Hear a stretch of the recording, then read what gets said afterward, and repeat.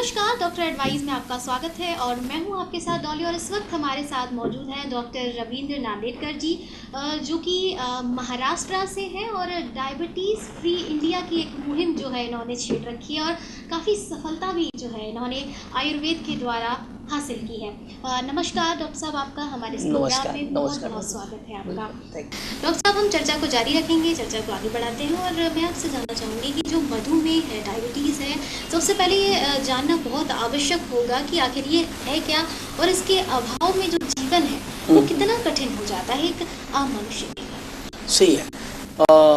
बिल्कुल मूलभूत सवाल आपने पूछा है कि डायबिटीज़ असल में है क्या। यही बात है क्योंकि हम इसको ठीक से नहीं समझते हैं।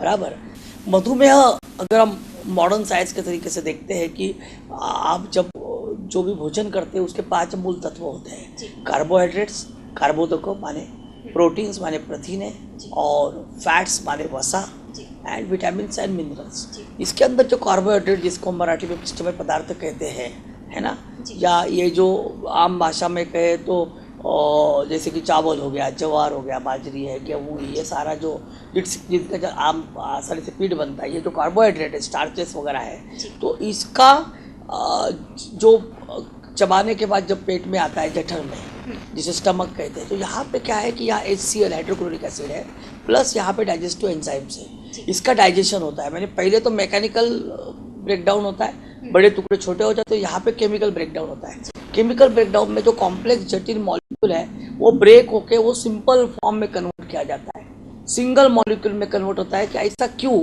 ऐसा इसलिए क्योंकि ये तो एक तंत्र है, सिस्टम है पेट में, इसलिए वो खाना आता है कि यहाँ से वो पोषक रस में तब्दील हो जाए, और वो पोषक रस यहाँ से जो हमारे पेट के आजू बाजू में ब्लड वेसल्स है वहाँ वो एब्जॉर्ब हो, और एब्जॉर्ब होके पूरे रक्ताभिसरण संस्था में आ जाए, इस तंत्र में आ जाए, ब्लड सर्कुलेशन में आ जाए।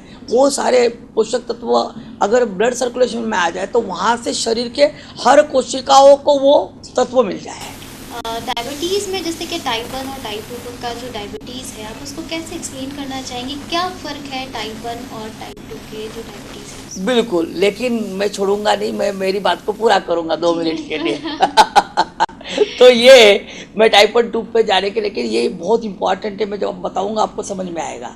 मैं चाहूँगा कि दर्शक भी ध्यान से सुने, because this is very important. यही पूरे भारतवर्ष में हम लेके जा रहे हैं इस टॉपिक को। तो शॉर्ट में इतना ही बताना चाहता हूँ कि ये जो कार्बोहाइड्रेट जब ब्लड में आता है तो ये फाइनल कन्वर्जन होता है ग्लूकोज में। ग्लूकोज खून में आ गया आपका, लेकिन ग्लूकोज केवल खून में आने से काम नहीं होता। ग्लूकोज एज ए पेट्रोल या डीजल आपका फ्यूल है। ये तभी आपके शरीर में काम में आएगा जब जैसे पेट्रोल कोई इंजन में जाके वो जलता है और तब जाके गाड़ी चलती है।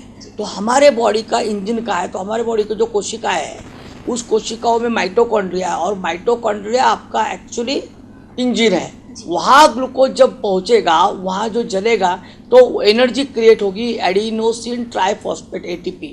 जब तक ग्लूकोज ATP में कन्वर्ट नहीं होता तब तक ग्लूकोज का कोई मतलब नहीं है। ATP ही आपके बॉडी की सारी शरीर की जैविक अभिक्रिया को चलाता है। That is A final source of energy. Glucose से एनर्जी नहीं मिलती। तो ये अनफॉर्चुनेटली ब्लड के अंदर भी कोशिका है, white blood cell, red blood cell, लेकिन उसके अंदर माइटोकॉन्ड्रिया नहीं है। और इसीलिए ग्लूकोज को कोशिकाओं में लेके जाने के लिए एक बीच में मेडिएटर है, वो है इंसुलिन। इंसुलिन से हार्मोन यहाँ पे होता है पैनक्रियाज, स्वादुपिंड, अग्नाशय कहते हैं, उससे हार्मोन बनता है, वो ब्लड में आ गया। अब हार्मोन भी ब्लड में है, माने इंसुलिन भी ब्लड में है, ग्लूकोज भी ब्लड में है। लेकिन अगर ये इंसुलिन सही मात्रा में ना बने बराबर, तो पर्याप्त मात्रा में ग्लूकोज कोशिकाओं में जाएगा नहीं, नंबर 1। नंबर दूसरा, अगर पर्याप्त मात्रा में इंसुलिन है भी, लेकिन जो कोशिकाओं के ऊपर इंसुलिन जाने के लिए जो दरवाजा है, इंसुलिन रिसेप्टर, वो अगर ठीक से काम ना करे, बहुत सारे रीजंस है उसमें, तो वो ठीक से काम ना करे तो पर्याप्त मात्रा में ग्लूकोज कोशिकाओं में जाएगा नहीं, एनर्जी बनेगी नहीं। और अगर वो कोशिकाओं में ग्लूकोज नहीं गया तो वो ग्लूकोज कहाँ बढ़ेगा? ब्लड में। और ब्लड में ग्लूकोज बढ़ता है एक लेवल तक, माने 180 से 80 to 140 is a normal blood sugar level, लेकिन माने प्रति 100 ml में। लेकिन 140 के ऊपर 150, 160 हो गया, 170 हो गया, क्योंकि अंदर नहीं जा रहा है कोशिकाओं में, तो वो यूटिलाइज नहीं हो रहा है, वो यहाँ ग्लूकोज बढ़ रहा है। तो 180, 190 अगर किसी का आ जाता है रिपोर्ट, तो लोग आमतौर पर क्या कहते हैं कि इसको डायबिटीज हो गया। लेकिन ये ही हमारा अभियान का मूल पार्ट है। 180 190 हो गया इसका मतलब आप डायबिटिक नहीं हो। तब आपको यूरिन ग्लूकोज करना चाहिए, आजकल जो अक्सर नहीं हो रहा है, लोग नहीं करते हैं। 180 190 अगर हो गया तो आप यूरिन ग्लूकोज कीजिए। अगर यूरिन में ग्लूकोज नहीं है तो आप डायबिटिक नहीं हो। हमारा ये मानना है 200 तक भी आपकी ब्लड शुगर बढ़ जाती है और यूरिन में ग्लूकोज नहीं तो आप डायबिटिक नहीं हो। जिस दिन फर्स्ट टाइम जीवन में यूरिन में ग्लूकोज आएगा, मधु माने स्वीट आणि मेह माने यूरिन, तो ही आप डायबिटिक हुए हो। और ये जो 140 से 200 का जो जर्नी है, जिसको 2 से 5 साल लगते, ये है प्रमेह माने प्री डायबिटीज। और अक्सर प्री डायबिटीज को हमारे देश में दुर्भाग्य से डायबिटिक कहा जाता है। और इसके लिए हम HbA1c नामक टेस्ट को पॉपुलराइज कर रहे हैं, प्रचार प्रसार कर रहे हैं। ये टेस्ट आपको करना है।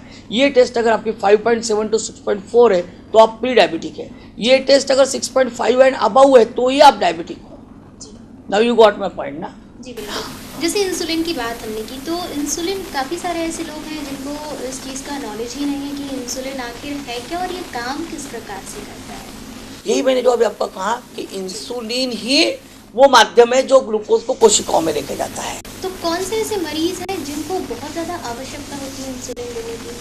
हाँ, अब होता क्या है कि शुरुआत में हाइपर इंसुलिनिया होता है। टाइप 2 की बात करें, आपने जो टाइप 1 टाइप 2 मुझे पूछा, टाइप 1 हमने 2 चीज़ें देखी।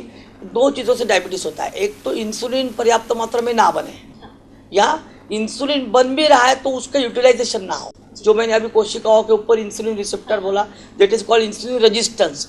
इंसुलिन है लेकिन बॉडी उसको यूज नहीं कर पा रही। जैसे एज होता है, या ओबेसिटी है, या फिर ऐसे कोई ड्रग का यूटिलाइजेशन हुआ, या एजिंग जो हो रही है। एजिंग होती है ना, ये जो पोल्यूशन की वजह से फ्री रेडिकल अंदर शरीर में घुस रहे और वो ऑक्सीडाइज करते हैं सेल्स का और रिसेप्टर खराब हो जाता है। तो इन कारणों से अगर इंसुलिन का यूटिलाइजेशन नहीं है तो ग्लूकोज अंदर जाता नहीं है। इंसुलिन लेने में दर्द होता है क्या, उससे बहुत बड़ी बात है डॉली जी कि इंसुलिन लेने के बाद क्या होता है। बात यह है कि एवरीडे तो हम डॉक्टर के पास नहीं जा सकते हैं, और आपकी ब्लड शुगर केवल खान पान पर निर्धारित नहीं है। आपकी ब्लड शुगर लेवल बहुत सारे चीज़ों पे इम्पैक्ट करती है। जैसे कि आपको कोई भी इन्फेक्शन हो गया, माने खांसी हो गई, या यूरिन ट्रैक इन्फेक्शन हो गया, UTI हो गया, या और कुछ भी हो गया, तो एकदम से ये बॉडी मैकेनिज्म में आपका ब्लड शुगर बढ़ जाता है। बराबर है। जैसे कि इंसुलिन आपने बताया ओबेसिटी को बढ़ाता है, तो और क्या ऐसे रिस्क फैक्टर हैं जो डायबिटीज़ के लिए कहीं ना कहीं जोखिम के कारक होते हैं? हाँ, इसमें बेसिकली ये है कि जब हम बात कर रहे थे कि इंसुलिन जो है वो मीडिएटर है ग्लूकोज और कोशिकाओं के अंदर ग्लूकोज को लेके जाने के लिए। लेकिन हमारे रिसर्च में हमने ये जो टर्निंग पॉइंट मैंने बताया था कि हमने एक पॉइंट पाया कि किडनी, नर्व सेल्स, रेटिना और आपके ब्लड वेसल का इनर मोस्ट लेयर जो प्रोटीन से बना होता है, इन 4 चीज़ों में ग्लूकोज को जाना है। क्योंकि किडनी भी तो कोशिका है, वो भी तो टिश्यूज़ है ना, उसको भी तो जीना है, उनको भी ग्लूकोज लगता है, वहाँ पे भी एनर्जी की जरूरत है। तो यहाँ विदाउट इंसुलिन ग्लूकोज अंदर जाता है। माने किसी डायबिटिक पेशेंट है जिसका ब्लड शुगर बढ़ गया है 300-400 मिलीग्राम प्रति 100 ml है, तो ये पूरा का पूरा बाकी कोशिकाओं में ग्लूकोज जाएगा नहीं, क्योंकि वहाँ इंसुलिन इस पेशेंट में कम है। अब ये ग्लूकोज को इंसुलिन की जरूरत नहीं, तो वो सीधा ग्लूकोज को कोशिकाओं में जाता है और उसको डैमेज करता है। तो इसीलिए सबसे इम्पोर्टेंट बात क्या है कि आपको अगर डायबिटीज हो गया है, पहले बात तो there are an number of thing जिससे आप डायबिटीज से दूर रहे। कैसे रहे, है ना, तो क्या हम वो कवर कर ले पहले? 3 पार्ट में हम लोग करते हैं। जिनको डायबिटीज नहीं है वो क्या करें, जिनको अगर डायबिटीज नहीं, तो पहले आपको है या नहीं है कैसे पता चलेगा? तो you have to do HbA1c test. HbA1c test में 3 रीडिंग्स है ना। जैसे कि 5.4 या उससे कम है तो आप नॉन डायबिटिक हो, 5.7 या 6.4 है तो आप प्री डायबिटिक हो, एंड 6.5 एंड अबव है तो आप डायबिटिक हो। हमारा ये रिकमेंडेशन है। HbA1c आप दिन में कभी भी कर सकते हैं, उसमें खान पान का कोई संबंध नहीं है। लेकिन अगर सुबह पेट आप एक ही बार प्रिक करते हो, निहार पेट आप HbA1c के लिए सैंपल वाले को बुला लो, तो उसी समय सीरम इंसुलिन कर लो, है ना, और उसी समय आपकी fasting blood sugar, urine glucose, ये 4 टेस्ट आपको करना है। रिपीट, HbA1c ग्लूकोज लेवल करना है। ये 4 टेस्ट आप करते हो तो कोई भी डायबिटोलॉजिस्ट आपको सही जानकारी दे देगा। बराबर। और यहाँ पे आपको चेक करना है कि I am non diabetic, pre diabetic और डायबिटिक। अगर मैं प्री डायबिटिक हूँ तो प्री डायबिटिक और डायबिटीज के मैं कितना नज़दीक हूँ, और अगर मैं डायबिटिक हूँ तो मैं किस स्थिति में हूँ। बराबर है। अगर आप नॉन डायबिटिक हो सौभाग्य से, तो आपके खान पान में आपको प्रोटीन इंटेक बढ़ाया रखना है, आपको स्ट्रेस फ्री तो नहीं रह सकते, स्ट्रेस को मैनेज करते चलना है, बराबर है। आपका जो वेट है उसको ध्यान रखना है, आपको ओबेस होना नहीं है। 1 फीट का हम लोग एक अडल्ट, यंग अडल्ट जो होता है मेल, उसमें मैं पकड़ते कि अगर 5 फीट के तो 1 फीट के लिए 12 किलो, 5 फीट 5 इंच के तो 12 किलो, और ये 5 किलो प्लस 65 kg आपका एक मेल अडल्ट का वेट होना चाहिए। उससे अगर आप ज़्यादा हो तो फिर आप वो श्रृंखला में आ जाते हैं। एक तो पहले आप ओवर वेट होते हो, फिर आगे चल के ओबेस होते हो। तो वेट रिड्यूस करें, वेट को कंट्रोल करें, स्ट्रेस मैनेज करें। जैसे ओबेसिटी की हम बात कर रहे हैं, तो ऐसे में जो युवा हैं या बच्चे हैं, बाज़ार में जो जंक फूड है बहुत इजीली अवेलेबल हो जाते हैं, या फिर फीमेल्स भी हैं जो कई बार वर्किंग वुमेन है तो वो भी कई बार मोस्टली ये जंक फूड्स यूज़ करती है, तो ऐसे में फैट का खतरा जो है वो बहुत ज़्यादा बढ़ जाता है। सही बात है। तो ओबेसिटी होना डायबिटीज़ को किस हद तक बढ़ा सकता है? ओबेसिटी कॉज ऑफ डायबिटीज़ में अगर आप देखेंगे ना, तो कॉज ऑफ डायबिटीज़ में 80% या 90% यही है, स्ट्रेस एंड ओबेसिटी। पूरी दुनिया में यही है। आज भारत एक विकसनशील देश है, वी आर डेवलपिंग कंट्री। हमारा जो अन्न वस्त्र निवारा का ही चीज़ें, हमारी जो बेसिक नीड है वही कंप्लीट नहीं हो रही है, और हम हर एक इंसान आज वो वेस्टर्नाइज कल्चर को फॉलो कर रहा है ब्लाइंडली, और हमें सब कुछ चाहिए। एक तो फैमिली हमने डिवाइड कर ली, न्यूक्लियर फैमिली में आ गए, बच्चों की तरफ ध्यान देने के लिए फिर स्ट्रेस क्रिएट हो गया। तो ये सारा मुझे सब चाहिए, घर भी चाहिए, गाड़ी भी चाहिए, 2 व्हीलर नहीं चाहिए, 4 व्हीलर चाहिए, मोबाइल में मुझे मोबाइल चलाते आए ना आए लेकिन व्हाट्सएप चाहिए, बराबर। तो ये चाहिए चाहिए चाहिए, जो टेक्नोलॉजी चाहिए का जो फंडा आ गया है ना। क्योंकि मुझे बताते बड़ी खुशी हुई, क्योंकि संत कृपाल सिंह जो महाराज है, इन्होंने जिनके माध्यम से ये चैनल पे जिनका आशीर्वाद है, बिल्कुल सही है, SKS न्यूज़ चैनल आपका है, तो उन्होंने भी यही कहा है कि हमें कितना भागना है कभी तो सोचे, बराबर। जीवन कैसे जीना है, क्या 24 घंटे हम जीते, क्या 24 पल तो भी हम देते हैं कि हम लोग आए किस लिए, हमें क्यों जीवन जीना है, हम क्या करना चाहते हैं और हम क्या कर रहे हैं। Are we doing the analysis of our life? No, nobody has time. तो इससे जो स्ट्रेस क्रिएट हो रहा है, उससे वो एक तरफ ये स्ट्रेस, दूसरी तरफ जो पोल्यूशन है, जमीन में पोल्यूशन है, वो आपके उसके ऊपर केमिकल फर्टिलाइजर्स मार रहे हैं, प्लांट ग्रोथ हार्मोन मार रहे हैं, ओजोन लेयर आ रहा है, और विचारों में प्रदूषण है ना। तो ये विचारों में प्रदूषण का मतलब आप समझ गए कि जो नहीं चाहिए वो हम देखते हैं, जो देखना चाहिए वो नहीं देखते। तो वो हमारे थॉट भी अब पोल्यूट हो चुके हैं। इन सबका परिणाम निकल के जो पूरा निगेटिव जीवन शैली को हमने अपनाया है, उसका कारण है डायबिटीज। जी, जैसे खान पान की बात करें तो कितना अफेक्ट करता है, क्योंकि आजकल मार्केट में जैसा कि हमने बात की है कि जंक फूड्स अवेलेबल है, तो कुछ माताएं जो हैं, जो मदर है, वो बच्चों के लिए भी ये चीज़ काफ़ी यूज़ करती है कि हमने बच्चे को बहुत ज़्यादा भरपेट अगर हमने उसको खिला दिया है तो इसका मतलब है कि बच्चे का डाइट कंप्लीट हो गया है। लेकिन कहीं ना कहीं वो ये ध्यान नहीं दे रही हैं कि वो जो उसको खिला रही है वो कहीं ना कहीं कार्बोहाइड्रेट, वसा की जो मात्रा है उसको उनके शरीर में बढ़ा रहा है, और हो सकता है ये आगे चल के कॉज जो है डायबिटीज़ का। बिल्कुल, जैसे मैंने कहा कि हमें जो फाइबर्स है, सलाद है ना, जो माताएं हैं, जैसे बच्चे आजकल पिस्ता हो गया है ना, क्या पिस्ता नहीं, क्या बोलते हैं आप उसको, पास्ता। देखिए हमारे तो वो अब ये न्यू जनरेशन का है, पास्ता हो गया, फिर आपका पिज़्ज़ा हो गया, बर्गर हो गया, ये खाने में बड़ा अच्छा लगता है, and people are spreading it like anything, बराबर। लेकिन रेडी टू मतलब बने हुए जो फूड है मार्केट में, रेडी टू ईट फटाफट से मिल जाते हैं, तो लोग बहुत प्रेफर करते हैं। मुझे उसमें मैं उस संस्कृति के खिलाफ नहीं हूँ, लेकिन जिस संस्कृति से ये फूड आया है उस संस्कृति के लोग, क्योंकि मैं यूरोप घूमा हूँ, मैं स्विट्जरलैंड गया हूँ, वो कल्चर जो है हमने आधा अधूरा अडॉप्ट किया है, बराबर है। वहाँ के सारे लोग एक्सरसाइज करते हैं, वी डोंट फॉलो दैट। हमने बस उनका खान पान ले लिया, उनका एक्सरसाइज नहीं लिया, है ना। तो हमें पहली बात तो ये एज ए चेंज आप आपको बच्चों को दीजिए। जैसे एक्सरसाइज की आपने बात की, हाँ। लैक ऑफ एक्सरसाइज कहाँ तक इफेक्टेड हो सकता है? लैक ऑफ एक्सरसाइज तो इसकी जड़ है ना, बराबर है। जो आप खा रहे हो उसको पचाएंगे नहीं तो वो कहाँ जाएगा, वो तो आपको ओबेसिटी बढ़ाएगा। वो जो ग्लूकोज है, मैंने आपको कहा इसमें गड़बड़ क्या है टेक्निकली आप समझ लीजिए। जो ग्लूकोज बन गया, आपने बोला जो माताएं वसा और कार्बोहाइड्रेट की मात्रा फूड में बढ़ा रही है, प्रोटीन नहीं दे रही है फूड में, माने जो स्प्राउट्स देने चाहिए, जो पल्सेस देने चाहिए, उसका ख्याल नहीं रखा जा रहा है। प्रोटीन हमारे इंडिया में प्रोटीन बहुत कम होता है डाइट में। बच्चों को जो ग्रोइंग बच्चे उन्हें प्रोटीन एडिक्वेट देना चाहिए, वो नहीं दिया जा रहा है। अगर कार्बोहाइड्रेट ज़्यादा हो रहा है, ग्लूकोज बन गया है, ग्लूकोज पहले तो यूटिलाइज होगा, फिर बच जाएगा, वो लिवर में ग्लाइकोजन में रूपांतरित होगा। अब जो बचेगा ना वो फैटी एसिड्स में कन्वर्ट होगा, माने वसा। आप बोलोगे कि मैं तो बाहर से वसा नहीं खिलाती हूँ, लेकिन ज़्यादा कार्बोहाइड्रेट कड़क खिलाओगे तो आपका फैट ऑटोमेटिक उसी कार्बोहाइड्रेट का फैट हो जाएगा और आपका बेटा फूल जाएगा। क्या कोई जेनेटिक रीज़न भी हम लेके चल सकते हैं कि पेरेंट्स को अगर डायबिटीज़ है तो उनके होने वाले बच्चे को हो सकता है, या ड्यूरिंग प्रेगनेंसी ये बहुत सुनने में आता है कि महिलाएं जो हैं डायबिटिक हो जाती हैं उस दौरान, तो क्या बच्चे पर कुछ असर देखने को मिलता है? नहीं, दो चीज़ें मैं आपको एकदम से क्लियर कर दूं कि डायबिटीज़ में, अब जैसे मैं दोहराऊंगा कि obesity and stress is a 80% cause.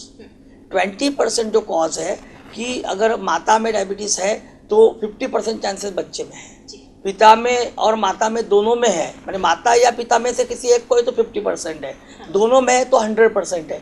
लेकिन 100% चांस बोला है मैंने, होगा ही नहीं। आपके अंदर माता पिता का हेरिडिटरी होने के बावजूद अगर आप पॉजिटिव लाइफस्टाइल को अपनाते हो तो लंबे समय तक आप डायबिटीज को दूर रख सकते हो, बराबर है। Hereditary is not a reason, basically आप निगेटिव लाइफस्टाइल ही इसका मूल कारण है।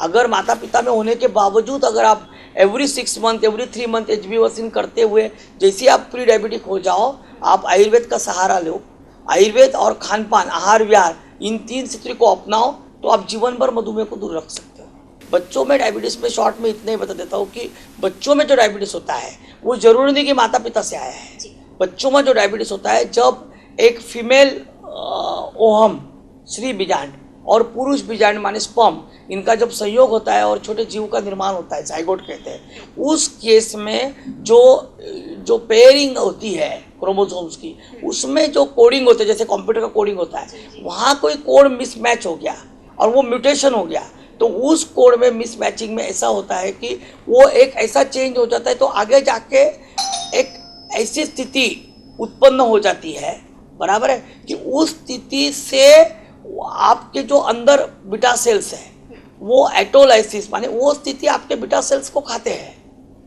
है ना। और वो type 1 is autoimmune disorder जो बच्चों में होता है।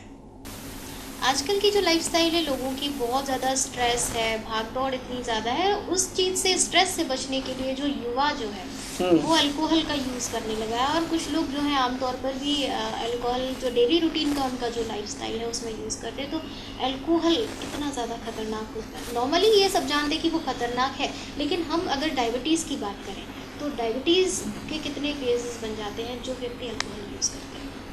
अब ऐसा है कि diabetes is a metabolic syndrome, माने चयापचय को ये डिस्टर्ब है, कार्बोहाइड्रेट का चयापचय पूरी तरह से गड़बड़ा जाता है।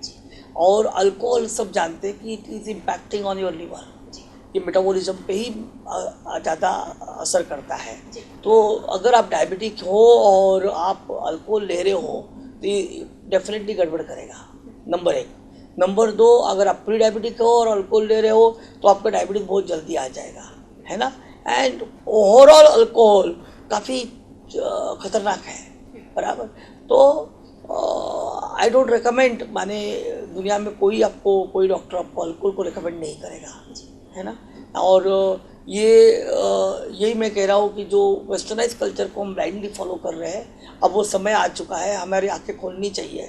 और दुनिया हमें फॉलो कर रही है और हम पागल जैसा दुनिया को फॉलो कर रहे हैं, तो अब कहीं ना हमको रुकने की ज़रूरत है, अब प्रबोधन की ज़रूरत है। सुनने में ये भी आता है कि ज़्यादा मीठा खाने से डायबिटीज़ होता है, तो कहीं ना कहीं शुगर को कंट्रोल, जो मीठा है उस चीज़ को कंट्रोल में रखना है। साथ ही चीनी की जगह अगर लोग गुड़ का इस्तेमाल करते हैं तो वो कितना सुरक्षित है? अच्छा, क्या कहेंगे कि मीठा खाने से डायबिटीज़ होता है, ये एक वहम है, बराबर है।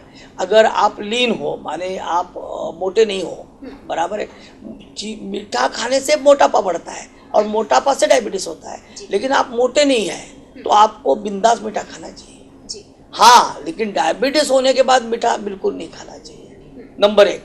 दूसरी बात, ये एक और वहम है कि अगर चीनी है, बराबर है, तो चीनी नहीं चलती है लेकिन गुड़ चलता है। That is absolutely wrong.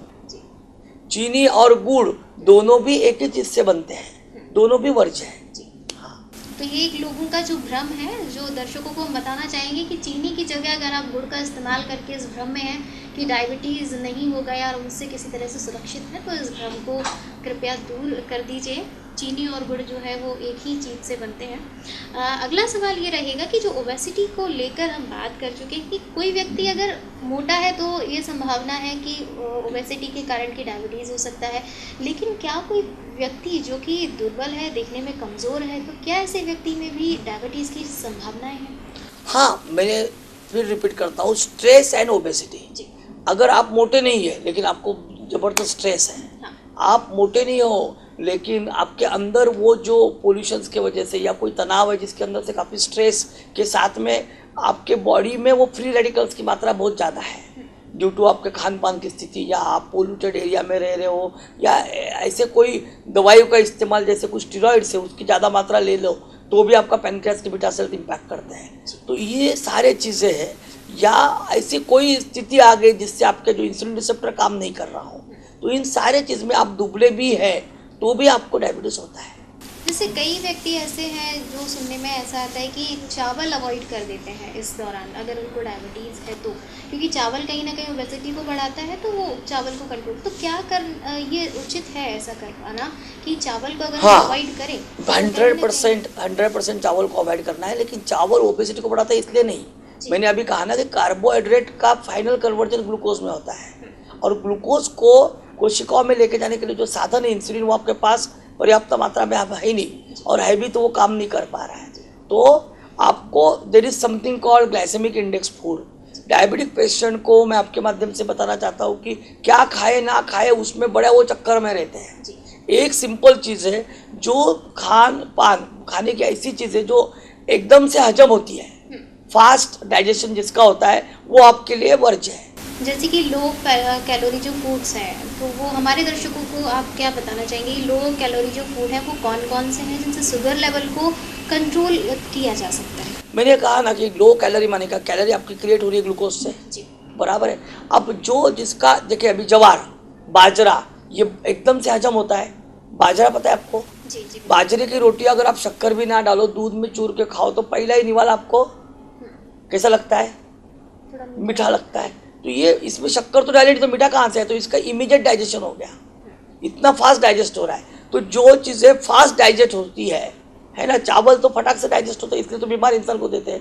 जो फास्ट डाइजेस्ट होती है वो हमें नहीं खाना है। मकई की रोटी वो आप खा सकते हैं। नाचनी नागली क्या बोलते हैं आपके इसमें, है ना, नागली या नाचनी, एक वो भी धान है, वो उसकी रोटी आप खा सकते हो, है ना। गेहूँ आप खा सकते हो, लेकिन बाशर्त वो देशी गेहूँ हो, है ना। फिर आपको सलाद बड़ी मात्रा में खाना है, गाय का घी आपको खाना है, पल्सेस आपको खाना है। अगर किडनी आपकी डैमेज नहीं है, क्रिएटिनिन नहीं बढ़ रहा है, तो पल्सेस आपको, प्रोटीन डाइट आपको लेना है। जैसे लाइफस्टाइल चेंजेस की हम बात करें तो जो हमारा डेली रूटीन जो लाइफ है, हम उसको किस प्रकार से बदलें जिससे जो हमारा डायबिटीज़ है उसको कहीं ना कहीं हम कंट्रोल कर सकें? लाइफस्टाइल चेंजेस के द्वारा किस तरीके से हम डायबिटीज़ को कंट्रोल कर सकते? नहीं, एकदम से शॉर्ट में कहे तो आपका शरीर और मन दोनों का ध्यान रखना है। सही समय पे आपको उठना है, सूर्योदय के पहले, जैसे मैंने पहले भी कहा, और कम से कम सूर्योदय के 1.5 से 2 घंटे आप पहले उठिए, बराबर। निहार पेट आप जो क्या कहेंगे कि एक तो ग्रीन टी ले लीजिए बिना दूध वाला, या फिर अगर आप वार्म वाटर ले लीजिए, और कम से कम 4.5 किलोमीटर चलिए, जिसको आप 45 मिनट कंप्लीट करना है। ब्रिस्क वॉक करना है। फिर आपको दिन में 2 ही बार आपका मेजर मील लेना है, जितना हो सके आप इंटरमीडिएट खाना अवॉइड कर लीजिए। फिर आपको मैंने जो कहा कि खाने के समय मौन रखना है, तो अगर पॉसिबल तो पालथी मार के बैठना है, बराबर है। और व्हाट्सएप वगैरह ये माने आपको पूरा ध्यान खाने में हो, ताकि वो एक प्रोसेस कंप्लीट हो। और सुबह शाम आपको ऐसी एक छोटी एक्टिविटी करना है जिससे आपके मन के ऊपर का तनाव पूरा निकल जाए। 10 से 15 मिनट आपके जीवन के ऐसे निकाले जिससे मैं भूल जाऊँ कि मैं डॉली हूँ, मैं भूल जाऊँ कि मैं रविंद्र नांदेड़कर हूँ, है ना। डॉक्टर साहब, एक चीज़ और आमतौर पर देखने में आती है कि कई बार मरीज़ को पता ही नहीं चलता, अगर वो डॉक्टर के पास जा रहा है तो उसको मालूम ही नहीं होता कि मुझे डायबिटीज़ है। एक तो एक अंदाज़ा किस प्रकार लगाएं, क्योंकि फैमिली में अगर किसी को है तो उसको एक आइडिया लग जाता है कि हो सकता है कि मुझे डायबिटीज़ है। नहीं, मैंने आपको कहा ना कि HbA1c टेस्ट आपको करना है। तो टेस्ट और इसके अलावा और कौन कौन से जो टेस्ट? अच्छा, वो टेस्ट एक हो गया, और आपको क्या क्या सिम्टम्स आते हैं आपको पूछना है। तो सिम्टम्स बिल्कुल एकदम से आपका वजन कम हो जाना, आपको भूख सहन नहीं होना, बार बार पेशाब को लगना, गला सूखना, प्यास बढ़ना, है ना, या फिर एकदम से इरिटेशन होना, या आपके जो ऐसे क्या कहेंगे जिसको मराठी में कहते हैं कि कुछ ऐसे आपके शरीर के पार्ट में जिसको एकदम से इन्फेक्शन का बढ़ना, बराबर है, खुजली आना, स्किन इचिंग होना, तो दीज आर द थिंग्स। तब जाके आपको तुरंत आपके HbA1c ब्लड शुगर करना है। अगर वो बढ़ा हुआ है तो सीधा डॉक्टर को मिलना है। डॉक्टर साहब, चलते चलते एक सवाल और मैं आपसे पूछना चाहूँगी, सवाल ना कहते हुए कि आम युवा जो है, अगर वो आपकी इस मुहिम से जुड़ना चाहते हैं, जो आपने मुहिम छेड़ रखी है कि डायबिटीज़ फ्री इंडिया, इससे अगर आम युवा जुड़ना चाहता है तो किस प्रकार वो आपसे जुड़ सकता है? बिल्कुल, जैसे मैंने आपको कहा कि हमारा जो अन्वेष आरोग्य प्रतिष्ठान जो है, इस माध्यम से हम बच्चों को गोद ले रहे हैं, बराबर। तो इसी साथ में हमारा और एक ऑर्गेनाइजेशन है जो एक कंपनी के रूप में हमने कल उसको क्रिएट किया है, हर्बायु वेलनेस इंडिया प्राइवेट लिमिटेड, बराबर। तो ये हर्बायु वेलनेस इंडिया जो है, ये इस मिशन को माने अन्वेष आरोग्य प्रतिष्ठान का ही काम इस प्लेटफॉर्म के माध्यम से पूरे इंडिया में हो रहा है। तो हमारा जो एक वेबसाइट है www.herbayu.com, herbayu.com, तो इस वेबसाइट पे जाके वो रजिस्ट्रेशन कर सकते हैं। या ये जो हमारा अन्वेष आरोग्य प्रतिष्ठान के लिए जो बाल मधुमेह के लिए जो मैंने व्हाट्सएप नंबर दिया है 9325725793, इसके ऊपर वो अपनी जानकारी दे सकते हैं। तो उस एरिया में उस ज़िले में हमारे जो स्वास्थ्य प्रचारक हैं, उनसे हम उनको जानकारी देके बेसिक हमारे मिशन की ट्रेनिंग देके वो हमारे साथ जुड़ सकते हैं। हमारे मिशन में जुड़ने के लिए कोई रजिस्ट्रेशन फ़ी नहीं है, क्योंकि हम तो उनके दिल से आभारी हैं कि वो हमारे साथ आ रहे हैं और वो हमें केवल बताए कि वो हमारे साथ काम करना चाहते हैं, उनका स्वागत है। और साथ ही मैं ये कहूँगा कि एक हमारा यूट्यूब चैनल भी है, हर्बायु वेलनेस इंडिया नाम से ही चैनल है, या mission diabetes free India doctor Ravindra Nandedkar अगर गूगल पे वो सर्च कर लेते हैं तो उन्हें वो यूट्यूब चैनल मिलेगा, और उस चैनल के माध्यम से मेरे ये सारी जानकारी उनको वहाँ पे मिल जाएगी। हमारे साथ इस चर्चा में जुड़ने के लिए डॉक्टर साहब का बहुत बहुत शुक्रिया। देखते रहिए डॉक्टर